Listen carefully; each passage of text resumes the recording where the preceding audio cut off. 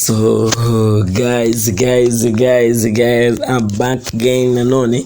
So guys, murabizi neza ingi ni umwana official, of course nyindi umwami muto, reka mbifurize kubwe neza no guhirwa mu byo murimo byose. So guys, uyu munsi tugiye kurebera hamwe irengero ry'indirimbo twakita Meddy na Diamond Platinum. Ibingibi ni ibintu byagarutseho mu kiganiro n'itangazamakuru ubwo Dore yararimo ahatwa ibibazo ku ndirimbo yaba yarakoranye na Bruce Melody itarigeze ijya hanze. Nibwo Dore rero yaje gusobanura yuko hari igihe kibaho yuko umuhanzi runaka abatakunze cyangwa atashimye imigendere ya yandirimbo cyangwa se uko indirimbo imeze, ariko ntibisobanuye yuko abahanzi icyo gihe habamo ibintu by'igikuba byacitse ngo nuko runaka ngatakunze indirimbo. No, ibyo ngibyo ni ibintu bibaho hagati y'umuhanzi bakazafata ikindi gihe cyangwa se end time bakaba bakora indi ngoma ikaba yaza mu Rwanda ikanakundwa cyane. So guys, reka mbibutse gukanda subscribe niba utarayikanda please, ni ibintu byoroshye kandi cyane. So guys, ibingibi rero bishatse kuvuga yuko yararimo akuraho urujijo ku maka n'amakimbirane yarasanzwe ahari ahangaha mu Rwanda. Bishatse kuvuga yuko rero ku bintu abanyarwanda bakekaga kuri Dore ukuntu bari baramufashe byahise bihinduka. Ati byahindutse gute? Kuko ndabizi neza ati Dore yaravuze ati kumbi ni ibyo ngibyo byamubabaje, nta nubwo arazi ikintu cyamubabaje ino. Ati niyo mpamvu yahoraga nshakaho content, niyo mpamvu yahoraga anshakaho impamvu yo gugutumya mvugo. Ati ngiye rero ntago ndi umuntu ntago ndi umuntu utanga content, ntago nkunda guhora kumva ari nge muntu nk'urusubirwamo mu itangaza makuru. Ati niyo mpamvu ati ngiye niba ari ibyo byamubabaje, ati yinjiye muri studio asanga hari agafinali tutarasoza ngewe na Zizu, nyine nabivuza seka tu. So guys, yabivuze yisekera kandi ubona yuko nyine atari ibintu yakomeje cyane. Iki gihe rero haje kubaho ikintu cyuko umuntu witwa Bruce Melody, nagiye mbivuga mu biganiro byinshi bigiye bitandukanye, mbabwira yuko umuntu twakita Bruce Melody yahise abifata nk'agasuzuguro. Nicyo gihe nibwo yahise abwira Meddy turamubwite ngiye ndagiye ibingibi ntago nabishobora, ahita abwira Ben aramubwite Ben. So nuko Melody yagiye kuri mic recording, Ben akirimo arikinira na Zizu, and then Ben aje ntiyayikunda aramubwira ngo niyongera asubiremo, ahita asubira kuyikinira. Rero nk'abahanzi babiri bakeneye gukora ikintu kimwe, bishatse kuvuga yuko ubundi baraza bagahura kuri cya kintu bakagihanaho ibitekerezo. Noneho uko bigenda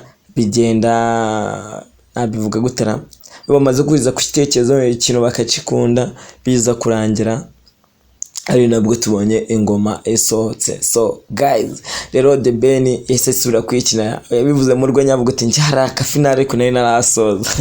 Bruce Melody yahise ifata nk'agasuzuguro, gusa yaramubwiye ati ntaribi, reka tuzakomeze ikindi gihe, reka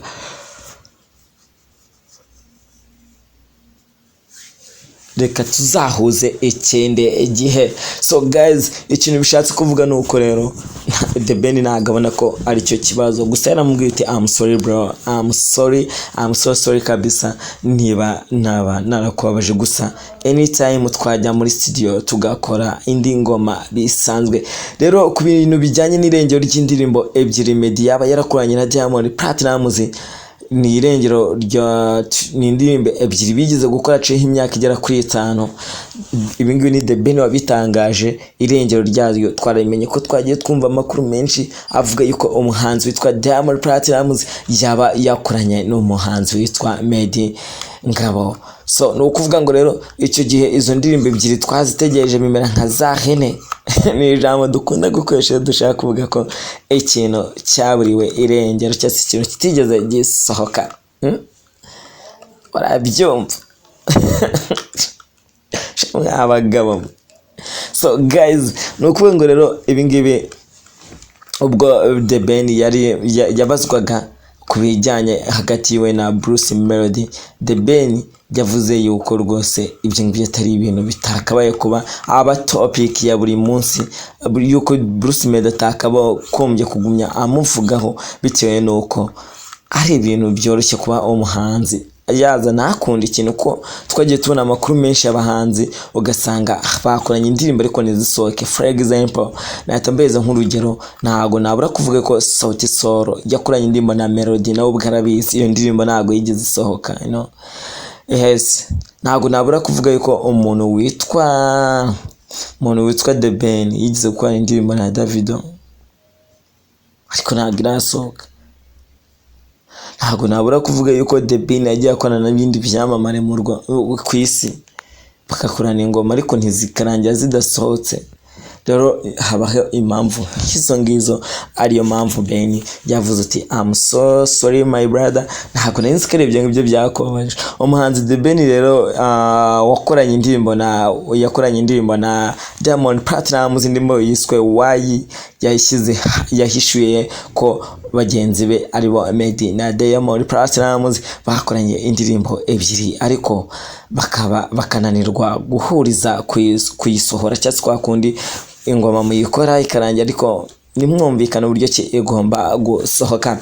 Imyaka ibaye igera kuri 5 rero abahanzi barimo nkangabo Meddy Gilbert wahamamaye ku izina rya Meddy avuzweho gukorana indirimbo n'umunya Tanzania Diamond Platnumz, ndetse bombi babitangaje yuko ari indirimbo yaba nka zahene. Ntabwo bigeze bavuga yuko indirimbo batangaje ko indirimbo igiye gusohoka ariko indirimbo birangira ibaye nka zahene nk'uko abanyarwanda babivuga iyo bashaka kuvuga ko ikintu runaka cyaburiwe irengero. So guys, mu mwaka wa 2022 abanyarwanda baratunguwe cyane ubwo babonaga umuhanzi The Ben akoranye indirimbo na Diamond Platnumz igasohoka vuba, nyamara iya Meddy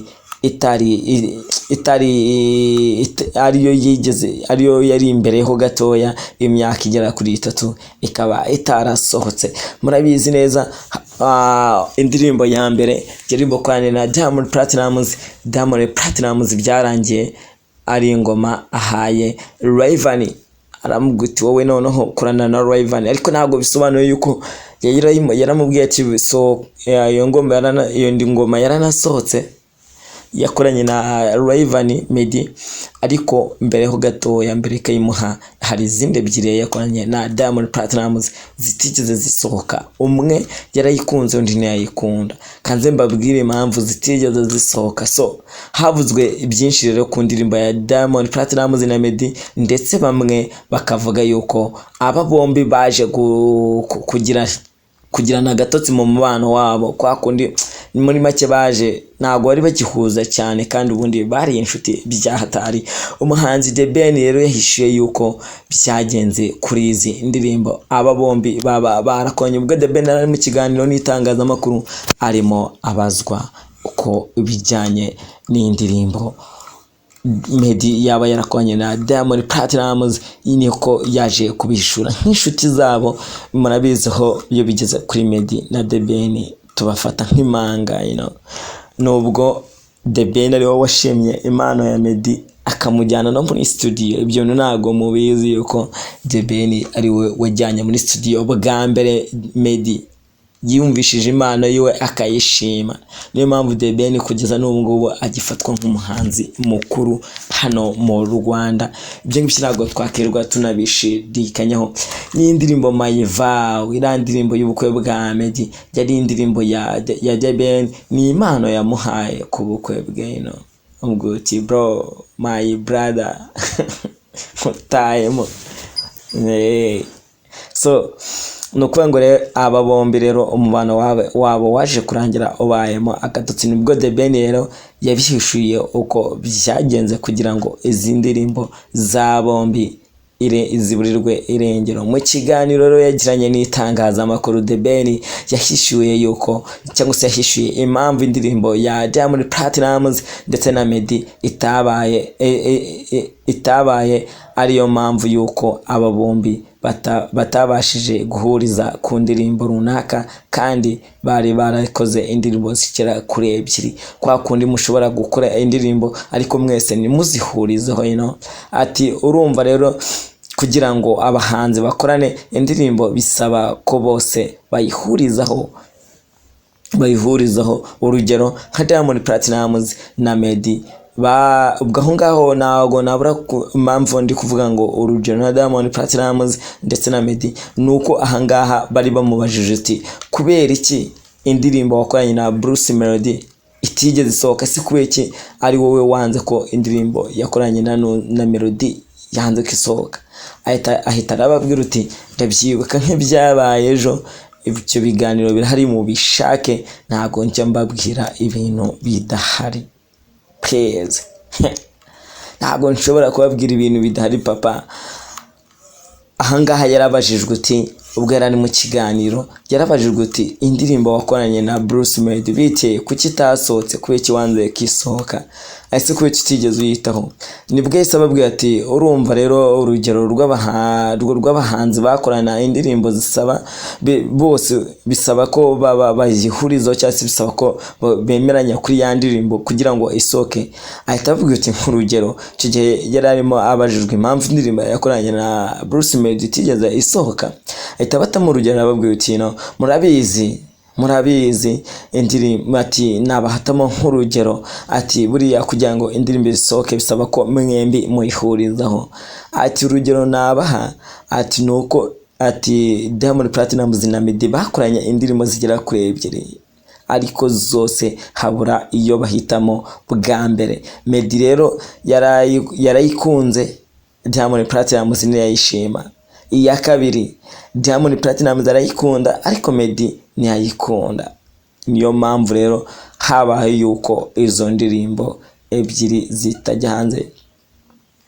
Nabibutsaga yuko ibi ngibi yabihishuye nyuma yo guhatwa ibibazo n'impamvu atakunze indirimbo ye na Bruce Melody. We akavuga yuko atakunze uko yari imeze, ariko ngo nta kikuba cyaba cyaracitse cyangwa nta gikuba cyacitse ko abahanzi bibaho ko bakunda ko bahuza ku ndirimbo runaka ikabona gusohoka cyangwa se yuko batahuza kuri iyo ndirimbo bakayihore. Icyakora izindi ndirimbo za Meddy na Diamond Platnumz kuri ubu ngubu birasa nkaho bizagorana ko hagira ibaho hagati y'izo ngizo, kuko ubu ngubu Meddy yabaye umukozi w'Imana. Ikindi mutari muzi nuko uwo twakita Meddy ari kwigira kuba pasteur. N'abagabo Meddy marigira kuba pastor ako ka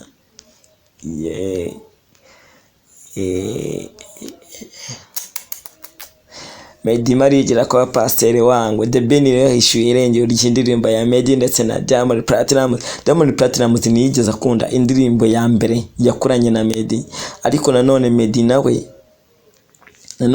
nawe ntago yigeze akunda indirimbo ya kabiri yakoranye na Diamond Platnumz. Yego. Diamond Platnumz na Meddy rero bananiwe kumvikana ku ndirimbo yasohoka muri ebyiri zakozwe hagati yabo. Reba rero irengero ireba ikiganiro cya The Ben yaba yaragiranye n'itangazamakuru.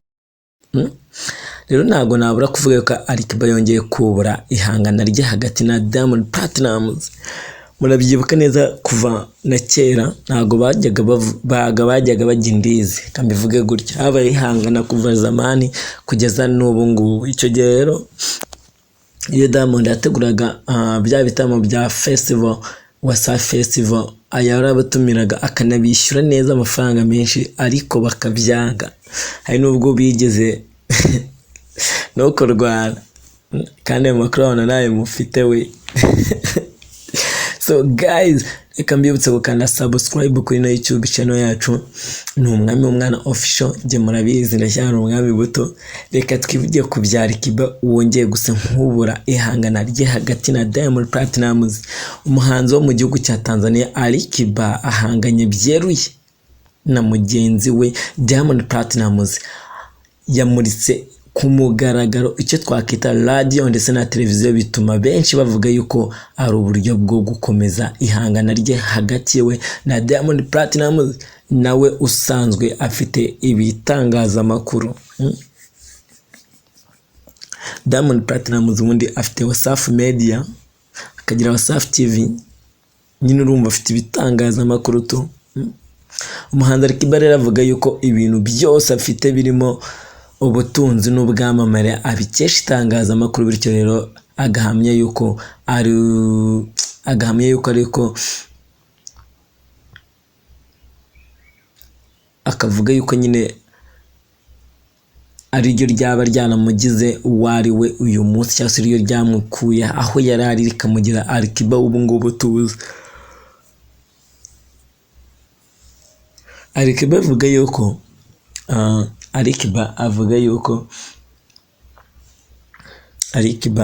yuko kuba ari Alikiba abikesha itangazamakuru.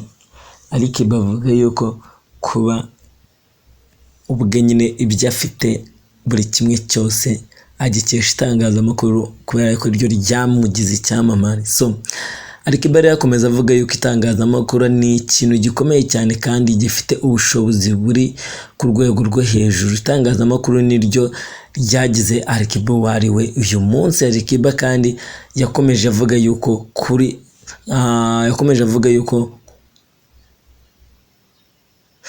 Alikiba yavuze yuko buriya atajya aryama ngo asinzire atarabona itangazamakuru cyangwa se ikinyamakuru cye iruhande rwe. Mu myaka yose Alikiba maze yari atararyama ngabona ibitotsi ngo asinzire mu gihe nta tangazamakuru rye afite. Ibyo bintu murabyumvisha mwabagabo? Ati njye nta na rimwe ndaryama ngo mbone ibitotsi mu gihe nta tangazamakuru ryanjye afite. Niyo mpamvu rero ubwe nawe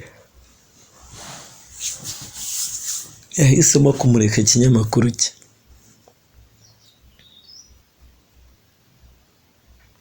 Alikiba ati ntago naryamaga ngo mbone ibitotsi igihe cyose nari naragira ikinyamakuru cyanjye iruhande rwanjye. Umutima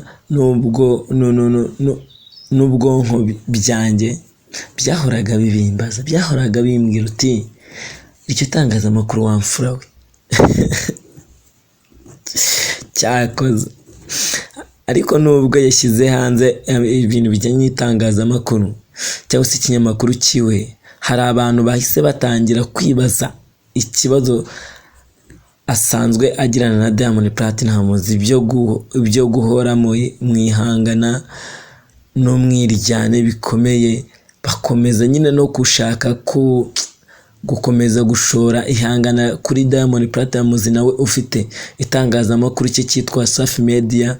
Bityo nyine akaba yashakaga ko ikinyamakuru cye gihangana n'icya Diamond. Ubwo ni kwa kundi navuga yuko abafana ba Dore na Bruce Melody nabo basanzwe bahanganisha nyine simubizi se ihangana riri mu Rwanda riri hagati ya Diamond nako ya Dore na Bruce Melody, byose turuka ku bafana.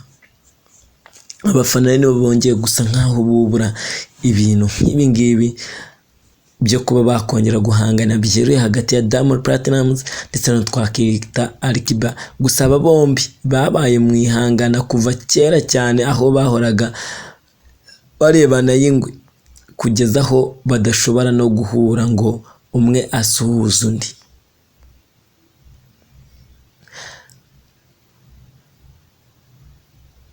So nuvuga ngo abantu benshi rero bari bakurikirana hafi imyidagaduro mu gihugu cya Tanzania bari kugenda bavuga yuko Alikiba agamije gukomeza guhangana na Diamond Platnumz. Alikiba yigeze no gutangiza ikinyamakuru, yigeze gutangariza kigera muri interview atangaza ikinyamakuru cyo muri Tanzania cyitwa Tanzania Kwanza TV ko urwango n'umwiryane byagiye bivugwa hagati yabo byatangiye mu mwaka wa 2012. Imana aciye imyaka myinshi, aciye imyaka igera kuri 12 yose niba atari 13.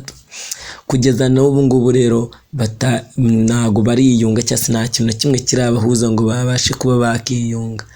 Yavuze yuko Diamond Platnumz yasabye Alikiba ko yajya mu ndirimbo yarimo akoraho yise Single Boy, ariko Alikiba akabyanga kubera yuko yari yahisemo kuyikorana n'undi muhanzi witwa Lady Jade.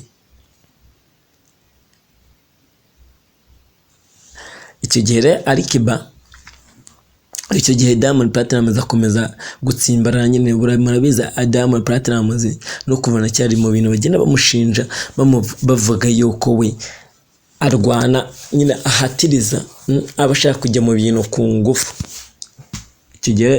Icyo gihe rero Diamond yakomeje gutsimbarana ngo agomba yijyemo ku gahato. Alikiba arabyanga akomeza gutsimbara avuga yuko yafashe umwanzuro nakuka yuko atakisubiraho, yuko indirimbo agomba kwikorana n'uwo yarateguye kuba yikorana. Aho hantu rero Diamond yaje kubifata nk'agasuzuguro gakomeye cyane. Ihangana rya Alikiba na Diamond Platnumz ryatangiye kuba kera, kuva mu 2012. Alikiba yavuga yuko yatunguwe cyane no kujya akabona mu itangazamakuru bigiye bitandukanye biri mu kumushinja ubugome n'ubuhemu kubwo gusiba igitero cya Diamond Platnumz yari yaririmbyemo muri iyo ndirimbo Single Boy. Kandi mu by'ukuri Diamond Platnumz nta gitero yari yararirimbye kuko yari yamwangiye nyine, akamubwira yuko yayikoze n'undi muntu, ahubwo akaba yarabikoze Diamond Platnumz agamije gusebya izina rya Alikiba. Si ibyo ngibyo gusa, ahubwo kandi kuko yavuze yuko Diamond Platnumz yari yatangiye kujya amwiyemeraho nyine byatarira muniga nyine, murabizi ariyemera, amwishonguraho ndetse anamusuzugura. Kandi Alikiba ni umuntu mukuru. Gusa nubwo ibyo byose byabaye, ntago nabura kuvuga yuko umuntu witwa Alikiba nabura kuvuga ko Alikiba na Diamond Platnumz bigeze kubaho inshuti byanyabyo, babaho inshuti za hatari. Ariko kugeza n'ubu ngubu abantu bagiye bashinjanya ibintu bijyanye n'amarozi. Mudahwema kutugaragariza ndetse kutwereka yuko tubahana bya buri munsi. Ino akaba ari umwami w'umwana official. Of course njye murabizi ndi umwami muto, cyangwa se unyite musaza wabo Simba. So guys, andi mabanga mutamenye kuri Diamond Platnumz yose ndayazanye. Yose hanze uko byagenze kugira ngo ubukwe bwa Diamond Platnumz bupfe. Ibi bintu byose ngiye kubishyira hanze. Ntago mwari mubizi ko Diamond Platnumz yarafite ubukwe bugapfa. Se byagenze gute? Ese yaragiye gushaka nde? Ese byagiye hanze gute? So guys, reka nkutse ukanda subscribe no utarayikana, ndakwinginze ariko nta kantu koroshye. Si ugukirikaho gusa, reba aho hepfo handitse ijambo subscribe, uri kandi ahasigaye tujye twibanira bya buri munsi. So reka mbabwire ngo ibitaravuzwe ku bukwe bwa Diamond Platnumz bwapfuye ku munota wa nyuma. Mano undi umukobwa yigeze kuvuga yuko azakora umuziki ari ukagiye kure azashaka umugore ari ukagiye kure ku muziki, bitewe nuko abona yuko ibintu bijyanye n'ubukwe ari ibintu byamudindiza mu muziki wiwe. Abantu benshi rero ntabwo bazi ko umuhanzi Diamond Platnumz ukora umuziki cyangwa se ukora imiziki ye mu gihugu cya Tanzania yaba yarigeze gutekereza iby'ubukwe. Gusa amakuru ahari avuga yuko yigize kwitegura ibintu bijyanye n'ubukwe n'undi mugore witwa Sofia, ariko bugapfa ku munota wa nyuma. Ni amakuru yahishuwe na mushiki wa Diamond Platnumz, ni umukobwa witwa SM Platnumz, aho yavuze yuko icyo abantu batigeze bamenya ari uko Diamond Platnumz yari yiteguye agiye gukora ubukwe, ariko bugapfa ku munota wa nyuma.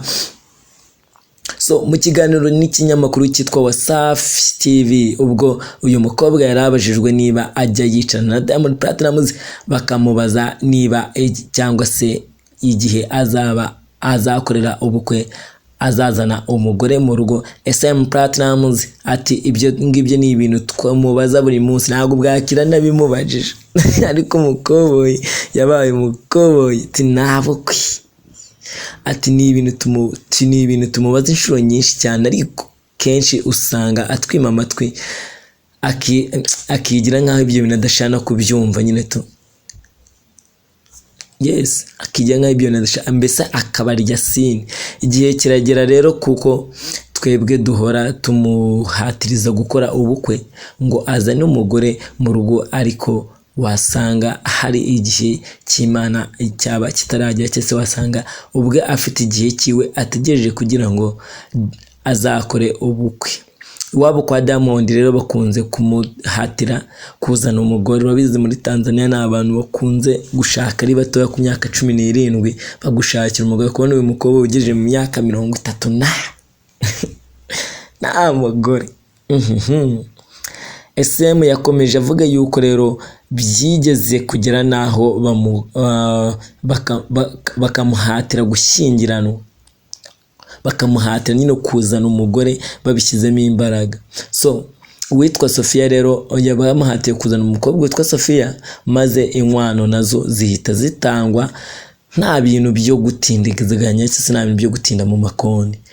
No kuvuga ngo rero ubwo ngubwo hamakimara kuzana inkwano imiryango yarahuye baraganira byose baritegura imyitegurira ba mbese buri kimwe cyose kirategurwa abantu baratwerera. Icyo gihe rero biteguye ubukwe icyo gihe bamaze kwitegura ubukwe neza buri kintu cyose gikenerwa kugira ngo ubukwe bube buri kintu cyose gikenerwa kugira ngo ubukwe buba cyari cyamaze gutegurwa. Ariko Diamond Platnumz we rwose ku munota wa nyuma yaravuze ngo nta by'ubukwe ati ubukwe ngiye nabusubitse. Nyuma yo kwitegura ubukwe rero amezi n'amezi habura iminsi mike cyane batumiwe ubukwe batwereye ukumva Diamond Platnumz abwiye ko adashobora gukora iby'ubukwe kubera yuko yumva igihe kitaragera. Ati rwose numva igihe kitaragera kugira ngo mbashe kuba nakora ubukwe. Ibi ngibi Diamond Platnumz yabivuze habura iminsi mike ngo ubukwe bukore. So Diamond yavuze yuko igihe kitaragera cyo gukora ubukwe. Diamond yigeze guhagarika ubukwe rero byari yateguriwe iwabo ubundi muri Tanzania bagutegurira ubukwe. Icyo gihe mama wiwe yaramwinginze cyane aramarira menshi cyane ararira pe. Ubundi Diamond avuga yuko ikintu cya mbere aha agaciro ari mama we wamwitayeho mu bukene. Mama we iyo ataza kuba ari mama we biragoye kubona Diamond w'ubu ngubu. So niyo mpamvu amukunda yumva yamukorera buri kimwe ariko byageze ku kantu ko kudohoka ka kantu ka roke kanagikwe ako kantu karageze Diamond Platnumz kabisa ahubwo tiri nabyuko nicyo kintu ngo Diamond Platnumz yaba yarasuzuguyeho mama we wamwitayeho wamugeze uwariwe. Mama we icyo gihe yaramwinginze cyane amarira menshi ngo wenda areke gutuma afatwa nareke gutuma nyina afatwa nk'abataye mu mwanya cyangwa se nk'abantu baba barataye igihe bitegura ibyo gukora ubukwe kuko nyine birindaga no gusebera mu bantu cyangwa se birindaga no guseba. Ariko ntabwo uwo muhungu we Platnumz ibyo bintu by'ubukwe ajya bikiniramo, ntabwo ibyo bintu wabimuzana. Yababwiraga yuko rero adashobora gukora ubukwe kuko igihe kitaragera, kuko igihe cyumva cyo kuzakoraho ubukwe yumvaga kitaragera. Agira ati imiryango yacu twese twarumiwe gusa. Nyuma y'ibyo ngibyo rero Diamond yikorera imiziki yiwe ibyo gukora ubukwe abivamo. Ati Diamond Platnumz yadusebeje mu bantu ariko twaranamubwiye uti tubabarire byibuze basureke kudusebya, ariko aranga pe, aradusebye aranga bibamba, ahubwo akajya avuga yuko azashaka umugore ari uko igihe cye cyaba cyageze. So guys, ni ukuvuga ngo umuhanzi witwa Diamond Platnumz yivugira yuko adashobora gushaka umugore mu gihe akiri gukora umuziki, kuko byadindiza umuziki we, ugasanga umwanya yamaraga yita ku bihangano bye ari kuwumara yita ku rugo. Icyakora avuga yuko azagira igitekerezo cyo gushaka umugore igihe azaba yumva igihe kigeze cyo kuba yava mu muziki akawureka. Diamond Platnumz avuga yuko rero avuga yuko ibintu bijyanye no gukora ubukwe igihe kitaragera, kandi agomba no kuzana umugore ariko mu gihe cya nyacyo. So yavuze yuko nahagarika ibintu bijyanye no kuririmba icyo gihe